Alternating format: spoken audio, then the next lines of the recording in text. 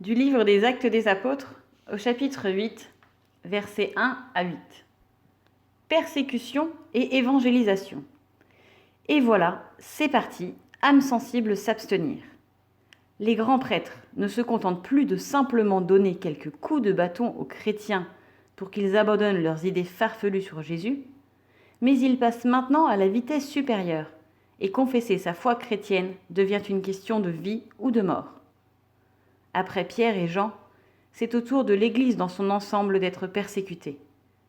Le diacre Étienne vient de subir le martyre de la lapidation, et il n'est que le premier d'une longue suite de témoins, jusqu'à nos jours, qui ont eu à confesser leur foi au prix de leur vie. Lisant ce texte confortablement assis dans mon fauteuil, je me dis « Dieu merci, cela n'est pas pour moi. La persécution, très peu pour moi, merci. » Je continue ma lecture du livre des Actes des Apôtres et le récit des oppositions violentes auxquelles la première Église est confrontée, comme une sorte de récit légendaire, pareil aux exploits accomplis par Achille ou Ulysse lors de la guerre de Troie.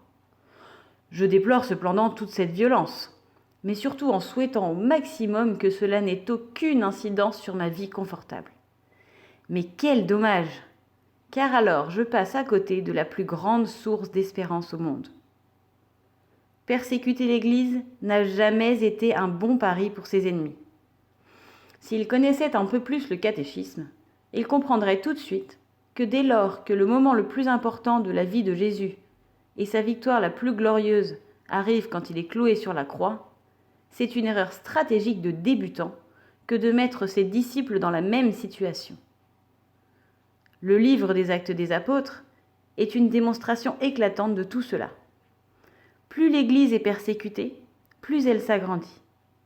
Les grands prêtres qui déchaînent la persécution contre l'Église de Jérusalem, en réalité, lui rendent le plus service. Ils empêchent ainsi les premiers chrétiens de s'endormir et de ronronner dans les petites habitudes qu'ils avaient prises au Cénacle, et ils les forcent à s'engager jusqu'au bout dans leur foi. C'est comme s'ils arrachaient un pissenlit déjà monté en graines. En faisant cela, si l'on souffle, on essaime sur un beaucoup plus grand espace que si l'on avait simplement laissé la plante tranquille. C'est ce qui arrive à l'Église de Jérusalem. Persécutée, ses membres sont obligés de quitter la ville sainte, et cela a pour effet de les disperser dans de nouveaux milieux et de favoriser l'évangélisation. Le sang des martyrs est semence des chrétiens, disait Tertullien, un père de l'Église.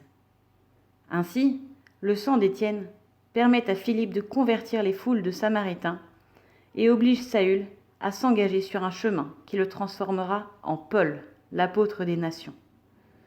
Non, il n'y a pas à dire, mais Dieu a quand même un certain humour. Le plus grand danger pour la foi chrétienne n'est pas la persécution, c'est le confort. Les chrétiens de canapé ne sont pas heureux. C'est ce qu'avait dit le pape François au JMJ de Cracovie. Au contraire, lorsque je m'engage jusqu'au bout dans ma foi, sans avoir peur de la contradiction, mais assuré par ma confiance en Dieu qui me sauve, alors, comme le diacre Philippe, je propage la bonne nouvelle du Christ et je sème une grande joie. Nous vous invitons maintenant à relire ce texte, à prier avec et à prier pour l'évangélisation.